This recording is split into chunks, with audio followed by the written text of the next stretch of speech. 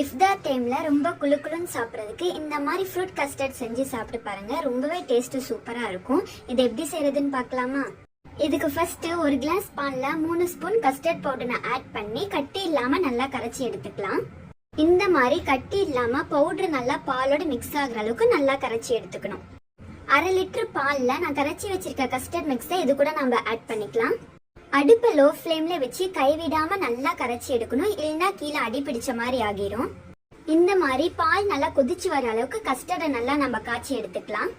இது கூட நமக்கு தேவையான அளவு சுகர் ஆட் பண்ணிக்கலாம். உங்களுக்கு எவ்வளவு சுகர் வேணுமோ நம்ம அவ்வளவு சுகர் நம்ம இதுக்கு ஆட் பண்ணிக்கலாம். நான் 1/2 லிட்டர் பாலுக்கு 3/4 டம்ளர் சுகர் எடுத்திருக்கேன்.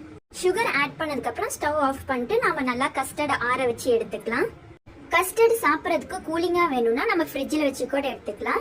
இப்போ இது கூட நமக்கு என்னென்ன ஃப்ரூட்ஸ் வேணுமோ நம்ம ஆட் பண்ணிக்கலாம். நான் இது கூட மாதுளம் பழம், ஒரு ஆப்பிள் சின்ன சின்னதாக கட் பண்ணி ஆட் பண்ணியிருக்கேன், ஒரே ஒரு வாழைப்பழம், எல்லா ஃப்ரூட்ஸும் ஆட் பண்ணி நல்லா மிக்ஸ் பண்ணிக்கலாம். அவ்வளோதான், சூப்பரான ஃப்ரூட் கஸ்டர்ட் ரெடி. இந்த ஃப்ரூட் கஸ்டர்டை ஒரு பவுலில் சர்வ் பண்ணிட்டு நம்ம ஹோம்மேடாக ரெடி பண்ண நட்ஸ் பவுடர் இது மேலே தூவி விட்டுக்கலாம்.